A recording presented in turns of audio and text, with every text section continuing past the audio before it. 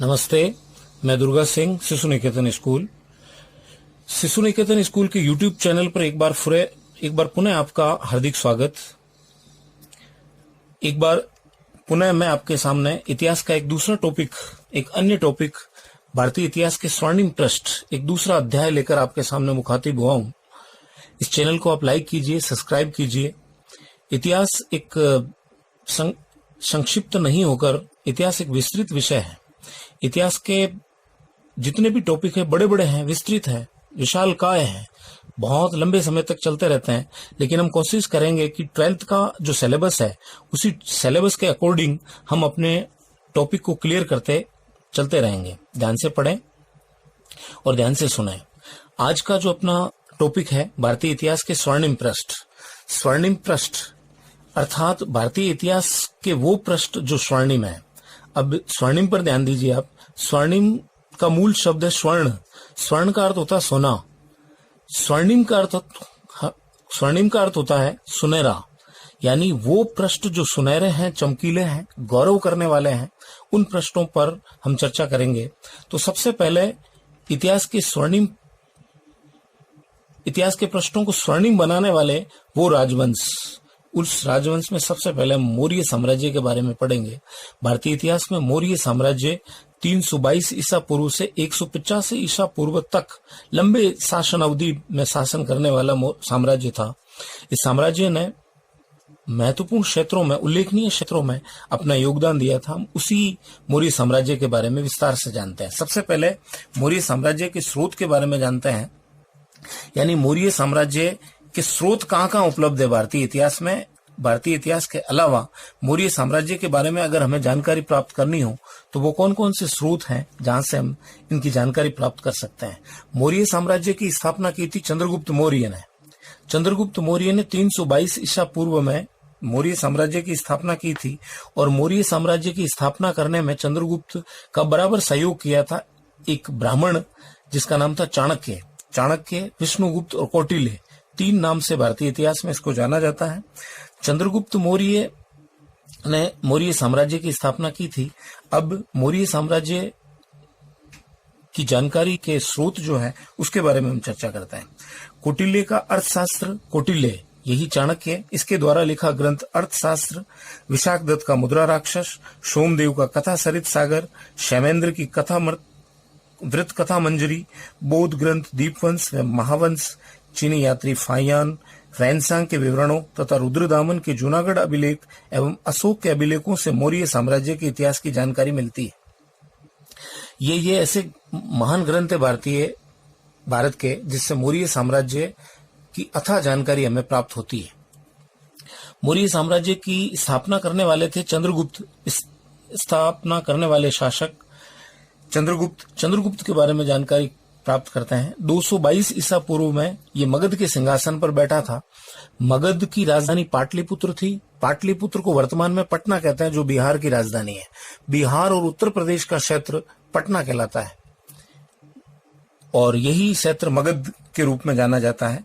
चंद्रगुप्त मौर्य ने अपने गुरु कौटिल्य की सहायता से नंद वंश के अंतिम शासक घनानंद को पराजित कर 322 ईसा पूर्व में मगध में मौर्य वंश की स्थापना की थी। चंद्रगुप्त मौर्य के साम्राज्य की सीमाएं उत्तर पश्चिम में ईरान की सीमा से लेकर दक्षिण में उत्तरी कर्नाटक एवं पूर्व में मगध से लेकर पश्चिम में सौराष्ट्र तक फैली हुई थी। 305 ईसा पूर्व में चंद्रगुप्त मौर्य ने मैसिडोनिया के शासक सेल्यूकस को पराजित किया। सेल्यूकस ने अपने राजदूत मेगास्थनीज को चंद्रगुप्त मौर्य के दरबार में भेजा, जिसने इंडिका नामक पुस्तक की रचना की। चंद्रगुप्त मौर्य कुशल योद्धा, सेना नायक, महान विजेता एवं योग्य शासक था। इसने जैन मुनि भद्रबाहु से जैन धर्म की दीक्षा लेकर श्रवण बेलगोला जो मैसूर कर्नाटक में है, में उपवास द्वारा अपने शरीर को त्याग दिया, संन्यास ले लिया और अपने शरीर को त्याग दिया और अपना उत्तराधिकारी बना दिया अपने बेटे, अपने पुत्र, जिसका नाम था बिंदुसार। बिंदुसार ने मगध पर 298 में अपना शासन स्थापित कर लिया था। 298 से 273 ईसा पूर्व तक बिंदुसार ने शासन किया था। ध्यान रखना, ईसा पूर्व घटते क्रम में चलता है। 322 ईसा पूर्व से 298 आए और 298 से 273। बिंदुसार चंद्रगुप्त मौर्य के बाद उसका पुत्र जो शासक बना, इससे यूनानी शासक अमित्रोचैड्स, यूनानी शासक या यूनानी जो लेखक इसके दरबार में आए थे उसे अमित्रोचैड्स कहते थे। बिंदुसार ने अपने पिता द्वारा जीते गए क्षेत्रों को पूर्ण रूप से सुरक्षित बनाए रखा। बिंदुसार के समय में ही मिस्र के राजा फिलाडेल्फस टालमी द्वितीय ने पाटलिपुत्र में डायोनीशियस नामक एक राजदूत भेजा था। ये था बिंदुसार। उसके बाद में उसका पुत्र मगध का उत्तराधिकारी बना, यानी मौर्य साम्राज्य का तीसरा शासक 273 से 232 ईसा पूर्व तक लंबी समयावधि तक शासन करने वाला ये मौर्य साम्राज्य का एक महान शासक था। अशोक चंद्रगुप्त मौर्य का पौत्र एवं बिंदुसार का पुत्र था। ये बिंदुसार की मृत्यु के बाद 273 ईसा पूर्व में मगध का राजा बना था। अशोक का साम्राज्य उत्तर पश्चिमी सीमा प्रांत अफगानिस्तान, दक्षिण में कर्नाटक, पश्चिम में काठियावाड़ एवं पूर्व में बंगाल की खाड़ी तक विस्तारित था। अशोक ने कश्मीर में वितस्ता नदी के किनारे श्रीनगर तथा नेपाल में ललित पत्तन नगर बसाया था। अशोक ने पितृवत शासन का सिद्धांत दिया तथा लोकतंत्र को राज्य का सबसे महत्वपूर्ण उद्देश्य बताया। अशोक ने धम्म का प्रतिपादन करके राजा, प्रजा और नौकरशाही हेतु संविदा तैयार की। इसने संपूर्ण विश्व को धार्मिक सहिष्णुता का पाठ पढ़ाया। अशोक ने अपना राज्याभिषेक के 8वें वर्ष 261 ईसा पूर्व में कलिंग पर आक्रमण किया, जिसमें लगभग 1 लाख लोग मारे गए। इस भीषण नरसंहार से दुखी होकर अशोक ने भविष्य में युद्ध न करने का निर्णय लिया। इसके जीवन का अंतिम युद्ध कलिंग युद्ध माना जाता है। अशोक का जीवन इसी प्रकार का जीवन रहा है। उसके बाद अशोक ने धम्म का सिद्धांत प्रतिपादित किया। धम्म एक्चुअल में धम्म होता क्या है या धम्म की परिभाषा क्या है, सबसे पहले ये जानते हैं। अशोक ने जो धम्म का सिद्धांत दिया था, धम्म है क्या, वास्तविक रूप से धम्म क्या है, इसके बारे में जानते हैं। धम्म की परिभाषा यह है, विभिन्न वर्गों, जातियों और संस्कृतियों को एक सूत्र में बांधने तथा अपनी प्रजा के नैतिक उत्थान के लिए अशोक ने जिन आचारों की संहिता तैयार की उसे धम्म कहता है। यही अशोक का धम्म है। धर्म, धम्म कुछ भी कहो। अशोक का जो धम्म था उसके निम्न सिद्धांत थे। सबसे पहला सिद्धांत था सहिष्णुता। सहिष्णुता का क्या अभिप्राय होता है, यानी आम सामान्य लोगों के बीच सहिष्णुता विचारों, धर्मों तथा आस्थाओं के बीच होनी चाहिए, ये थी। उसके बाद अहिंसा का अर्थ आप जानते हैं। उसने अहिंसा का सिद्धांत प्रतिपादित किया था। आडंबरहीनता, मतलब शासक होकर किसी प्रकार के आडंबर को नहीं करना या आडंबरों से दूर रहना, ये भी उसके धम्म का सिद्धांत था। चौथा सिद्धांत था लोक कल्याण। वृक्षारोपण, कुएं, सराय आदि निर्माण कार्य कर अपने धम्म के सिद्धांत का प्रतिपादन किया था उसने। पांचवा सिद्धांत है श्रेष्ठ पवित्र नैतिकता। ये उसका पांचवा धम्म का सिद्धांत है। श्रेष्ठ नैतिक पवित्र आचरण, सदाचार एवं सत्यवादिता पर उसने बल दिया था इस पांचवें सिद्धांत के माध्यम से। अशोक की जनकल्याणकारी अवधारणाएं पढ़ते हैं अब। अशोक ने जनकल्याण के लिए बहुत सारे कार्य किए थे, इसीलिए भारतीय इतिहास में इसको महान शासक के रूप में माना जाता है। जन कल्याणकारी अवधारणाएं, अशोक की जन कल्याणकारी अवधारणाएं। धम्मनीति में ऐसे कार्य भी शामिल थे जो आम नागरिकों के कल्याण से संबंधित थे, जो 7वें स्तंभ लेख व दूसरे शिलालेख में लिखित है, जिसमें वृक्षारोपण, सराय, सड़कें, सिंचाई, कुओं का निर्माण आदि की व्यवस्था थी। अशोक ने नवे शिलालेख में अंधविश्वासों के फलस्वरूप जो निरर्थक अनुष्ठान और यज्ञ होते थे, ऐसे आडंबरों की निंदा की थी। ये अशोक के जन कल्याणकारी अवधारणाएं थी। आगे धम्म नीति का मूल्यांकन पढ़ते हैं। अशोक का नाम भारतीय इतिहास में बड़े सम्मान से लिया जाता है, लेकिन अशोक के बाद के जो उत्तराधिकारी हुए हैं वो धम्म नीति का अच्छी तरह से पालन नहीं कर पाए, इसलिए हम धम्म की नीति का मूल्यांकन करते हैं। एक अशोक ही ऐसा शासक था जो धम्म की नीति को लागू कर सका और धम्म की नीति के अनुसार आचरण कर पाया था, लेकिन अशोक के बाद समग्र रूप से ये फलीभूत नहीं हो सका और इसके बहुत से कारण थे। धम्म की नीतियों का अशोक के उत्तराधिकारी उसी रूप में क्रियान्वित नहीं कर सके।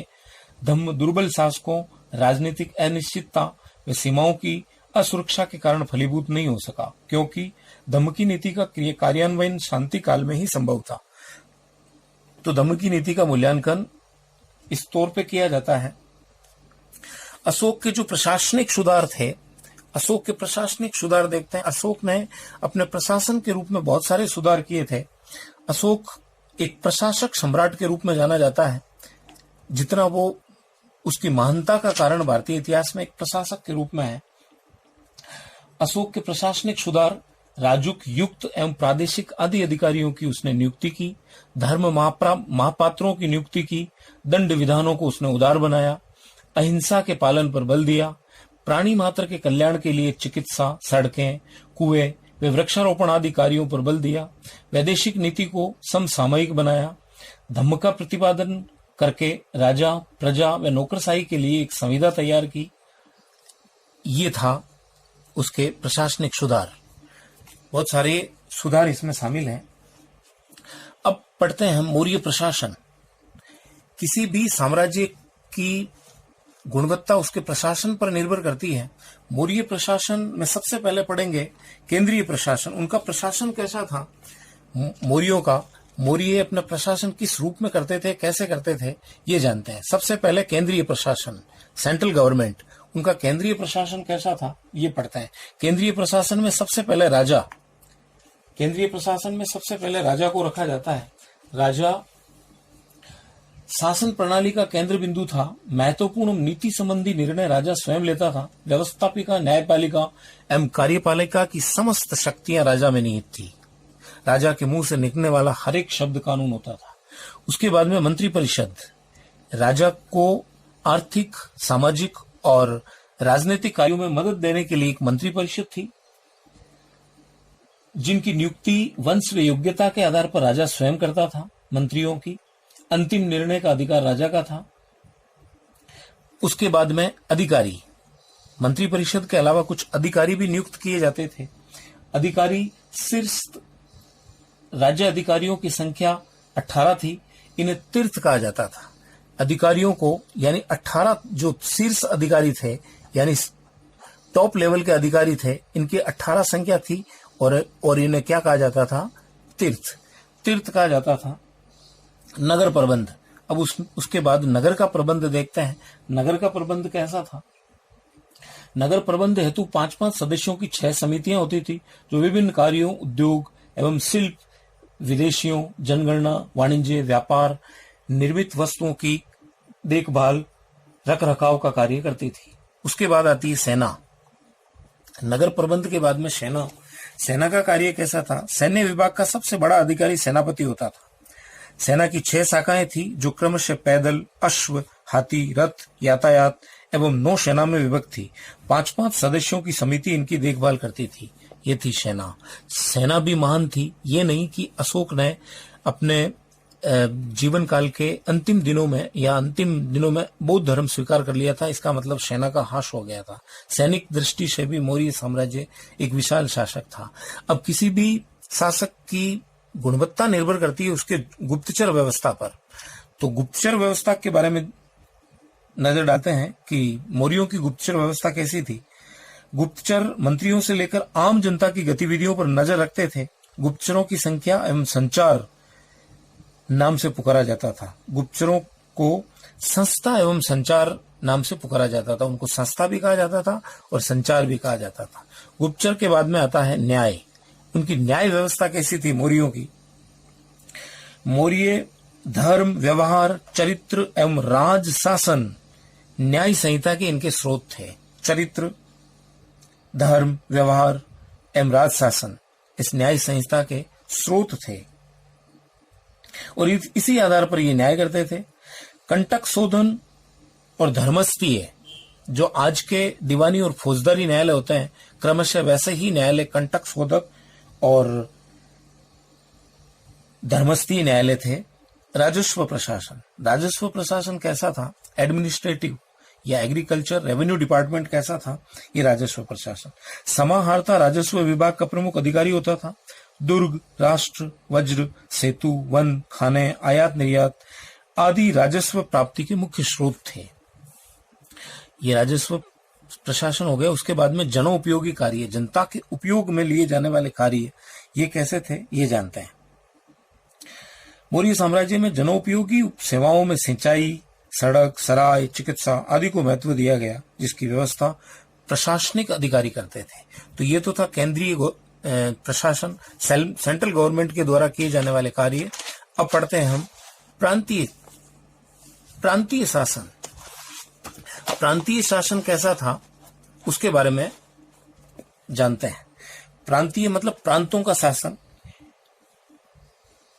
गुप्त साम्राज्य के समय साम्राज्य 5 प्रांतों में विभाजित था, जिसका प्रशासन राजकुमार होता था, यानी प्रत्येक प्रांत का प्रांतपति राजकुमार होता था और प्रांतपति के रूप में राजकुमार को नियुक्त किया जाता था, जो मंत्रिपरिषद एवं अमात्यों के माध्यम से शासन संचालित करता था।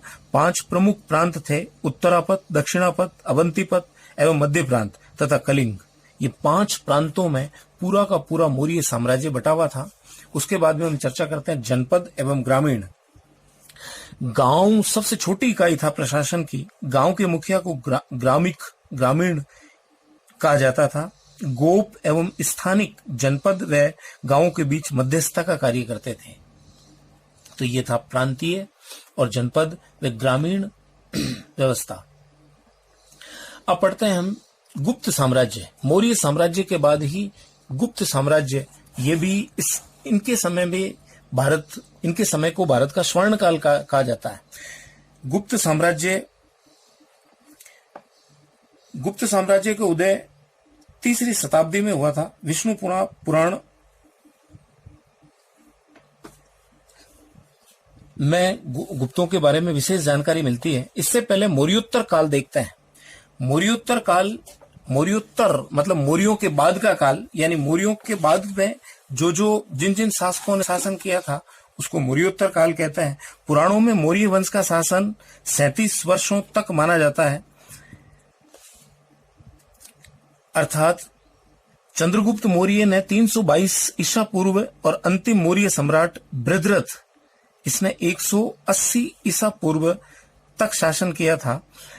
अंतिम मौर्य सम्राट जिसका नाम था बृहद्रथ, जो संत धनवन का पुत्र था, उसको उसी के सेना नायक जिसका नाम था पुष्यमित्र शुंग ने हत्या कर दी और मौर्य वंश का विनाश कर दिया और शुंग वंश की स्थापना की। अर्थात 322 ईसा पूर्व से लेकर 180 ईसा पूर्व 322 ईसा पूर्व से लेकर 180 ईसा पूर्व तक जो शासन काल चला, ये कुल मिलाकर 137 वर्ष का शासन वर्ष था। ये 137 वर्ष मौर्यों ने शासन किया था। ये मौर्योत्तर काल कहलाता है। इनके बाद जो काल आता है वो मौर्योत्तर काल आता है। मौर्योत्तर काल में मौर्यों के बाद और गुप्तों से पहले, गुप्त साम्राज्य से पहले, मौर्य साम्राज्य से के बाद और गुप्त साम्राज्य के पहले जो शासक थे वो शुंग, पश्चिमी क्षत्रप, कर्ण, सातवाहन, कुषाण ये थे उत्तर भारत में। और दक्षिण भारत में संगम युग था। चेर, चोल, पांडे ये नाम से विख्यात था। ये मौर्य साम्राज्य थे। अब हम पढ़ते हैं गुप्त साम्राज्य के बारे में। गुप्त साम्राज्य की स्थापना श्रीगुप्त ने की थी। श्रीगुप्त गुप्त साम्राज्य का प्रणेता शासक था। श्रीगुप्त वंश का संस्थापक था। इसने महाराजा की उपाधि धारण की थी। श्रीगुप्त स्वतंत्र शासक न होकर संभवतः किसी शासन के अंतर्गत सामंत था। 275 ईसा पूर्व से 300 ईसा पूर्व तक के बीच का इसका शासन था। इसके बाद आता घटोत्कच। घटोत्कच 300 से 319 ईसा पूर्व श्रीगुप्त का उत्तराधिकारी था। घटोत्कच श्रीगुप्त का उत्तराधिकारी था। इसका राज्य मगध के आसपास तक सीमित था। उसके बाद चंद्रगुप्त प्रथम आता है जो घटोत्कच का उत्तराधिकारी था। चंद्रगुप्त प्रथम एक प्रतापी शासक था जिसने लिच्छवी वंश की कन्या कुमार देवी से विवाह किया। इसने गुप्त संवत भी चलाया था। 319 से 320 ईस्वी 319 से 320 ईस्वी से 320 ईस्वी के बीच इसने गुप्त संवत चलाया था, वो गुप्त संवत के नाम से जाना जाता है। उसका उत्तराधिकारी था समुद्रगुप्त। समुद्रगुप्त एक महान शासक था। चंद्रगुप्त प्रथम के बाद उसका पुत्र समुद्रगुप्त शासक बना। प्रशस्ति लेख, ऐरण अभिलेख एवं प्राप्त मुद्राओं में समुद्रगुप्त के इतिहास की जानकारी मिलती है। हरिसेन द्वारा रचित प्रयाग प्रशस्ति लेख में समुद्रगुप्त के राज्याभिषेक, दिग्विजय एवं व्यक्तित्व पर प्रकाश डाला गया है। समुद्रगुप्त को भी भारतीय इतिहास का एक महान शासक माना जाता है। समुद्रगुप्त एक विद्वान, संगीतज्ञ, गायक, दानी, धर्मनिष्ठ, पराक्रमी, विनयशील एवं महत्वाकांक्षी शासक था। सबसे पहले समुद्रगुप्त ने आर्यावर्त अर्थात गंगा, यमुना, दोआब पर सैनिक अभियान किया जो 2 चरणों में हुआ। समुद्रगुप्त ने दक्षिण के 12 राज्यों को जीता तथा मध्य भारत के आटविकों को पराजित किया। सीमांत प्रदेशों के गणतंत्रात्मक राज्यों में भी भयभीत होकर अधीनता स्वीकार कर ली। इतिहासकार V.A. स्मिथ ने समुद्रगुप्त को उसकी बहादुरी और युद्ध कौशल के कारण भारत का नेपोलियन कहा है। ध्यान रखना, V.A. स्मिथ, इतिहासकार V.A. स्मिथ ने उसकी बहादुरी और उसकी विजयों के कारण समुद्रगुप्त को भारत का नेपोलियन कहा है। उसके बाद में चंद्रगुप्त द्वितीय समुद्रगुप्त का पुत्र था। वह एक पराक्रमी योद्धा और योग्य शासक था। चंद्रगुप्त द्वितीय ने गुप्त साम्राज्य को अरब सागर तक विस्तारित किया तथा पश्चिम भारत के शकों को पराजित किया। चीनी यात्री फाहियान इसी के काल में भारत आया था। इसके दरबार में कालिदास और अमर सिंह जैसे विद्वान थे। चंद्रगुप्त द्वितीय ने शकों को पराजित करने की स्मृति में चांदी के सिक्के चलाए थे। ये इनकी विशेष स्मृति में चलाए गए थे।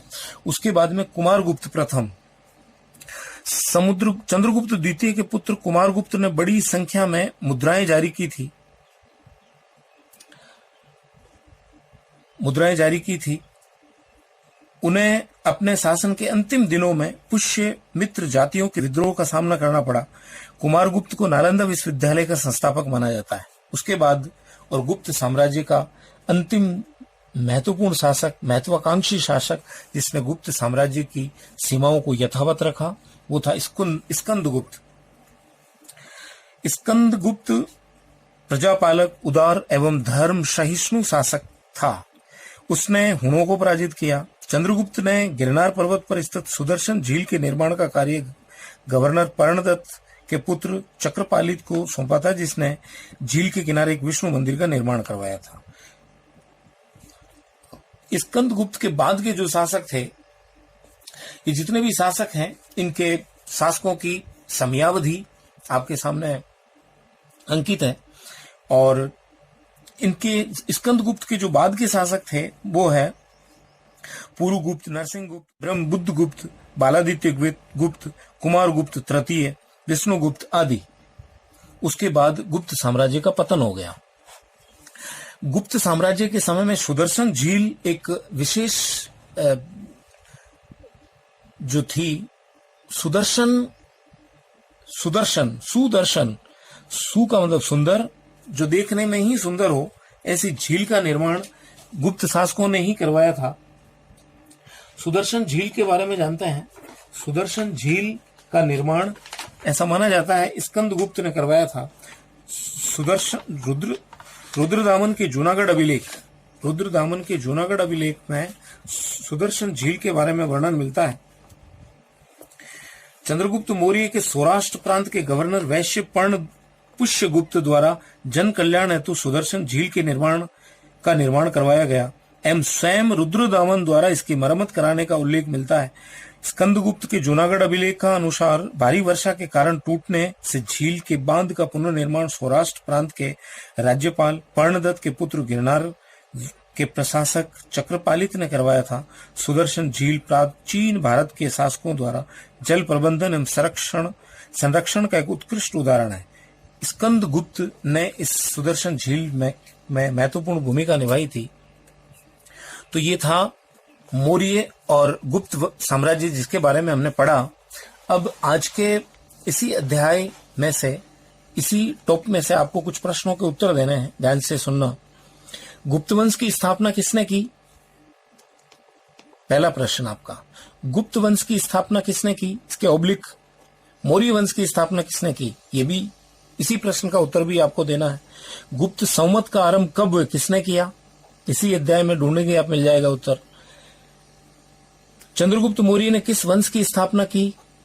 इसका भी उत्तर देना आपको। चंद्रगुप्त मौर्य ने किस वंश की स्थापना की?